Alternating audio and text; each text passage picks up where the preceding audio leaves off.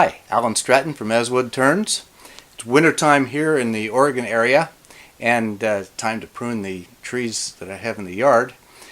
I had to do some major surgery on an apple tree and cut off this branch.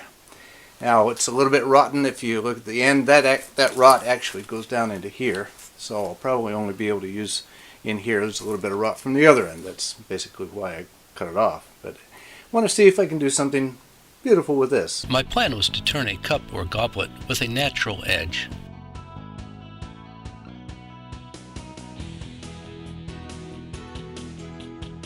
I proceeded to turn a tenon on one end to mount in a squirrel chuck. I mostly used a bowl gouge and cleaned up the tenon with a square nose scraper. Shortly after that, things did not go so well. There was a lot of rot still in the wood and a critical piece of bark was missing. This was compounded by the failure of one of my cameras, so I don't have much to show for roughing out the cup. I gave up on the natural edge and made the goblet much smaller to avoid rotten areas.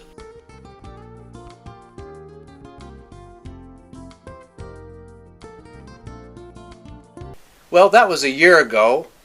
The cup is now dry. It's lost 30% of its original weight. It is warped all the wrong places. We'll see if we can salvage it and finish it now.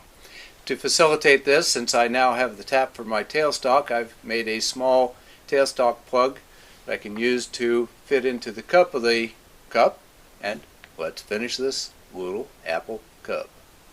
I mounted the cup end in the squirrel chuck, cushioned with a little plastic salvaged from a stiff plastic bottle originally used for pool chemicals. Yes, the cup was still very rough, but I did not want to have jaw imprints that would be tough to remove. With the tailstock in place, this gave me the chance to true up the mounting tenon on the bottom of the goblet. I used a parting tool and cleaned up with a skew. With the tenon complete, I remounted the branch into a squirrel chuck. With the tenon reformed, I flipped the cup around to mount its base in the squirrel chuck. I mounted a wood plug on the threads of the revolving center. This would allow me a lot of leeway in the pressure I could use on my tools without the wood popping out of the chuck or the stem breaking. Now I could really get to work. What concerned me most was a couple of cores of rot that went clear through the workpiece.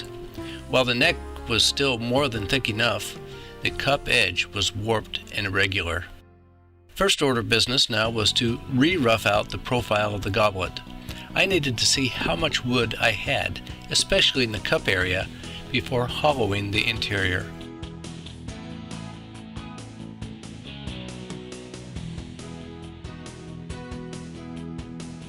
I stopped to stabilize the rotten areas with CA glue.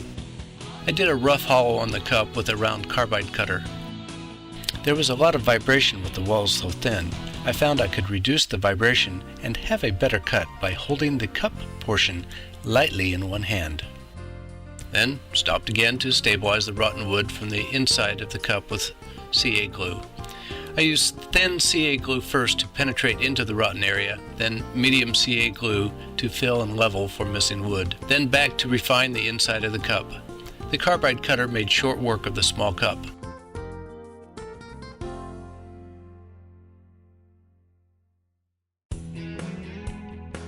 Then on to sand the interior up through all the grits. I finished the cup interior with shellac friction polish. With the interior finished, I measured the cup depth and marked it on the outside of the goblet. No sense making the bottom too thin or blowing up the goblet. I cushioned the tailstock plug with masking tape to avoid spoiling the finish on the interior of the cup section. Next, I refined the exterior of the cup section down to the stem section. At this point, I'm still using my bowl gouge, but it's almost time to switch to a skew.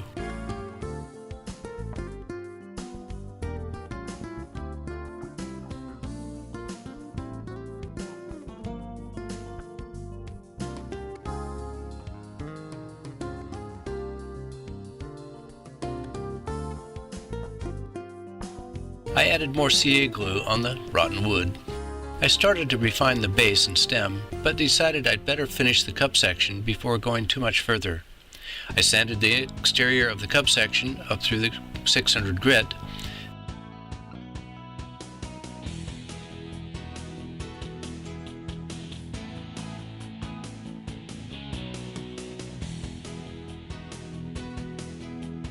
Then I finished the cup section with shellac friction polish. Then on to finish the stem. I treated the stem as a finial. I switched to a medium spindle gouge and a skew. I wanted the stem to be on the small side, but not too skinny. I don't want it to look either fragile or heavy.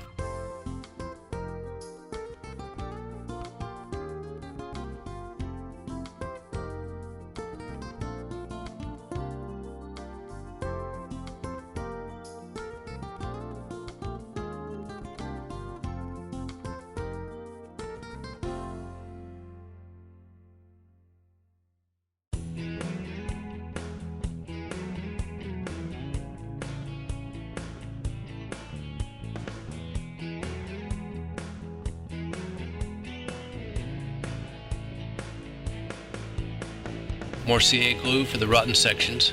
I need a franchise for CA glue. And sand the stem and base up through 600 grit. Again, finish with shellac friction polish. Finally, part off the goblet with a thin parting tool. I widened the cut somewhat so I could have clearance to undercut the base just a little so that it will sit flat on a surface. After parting it off and a final CA treatment for the bottom, I sanded the bottom with sanding pads mounted on a drill press. It sure beats hand sanding. It took a year to turn this branch from my apple tree into a small goblet about 5 inches tall and 3 inches in diameter. But now I have something pretty to hold Valentine's kisses for my wife. Please click the like button for this video and add your comments. Until the next video, be safe and have fun. Create something beautiful.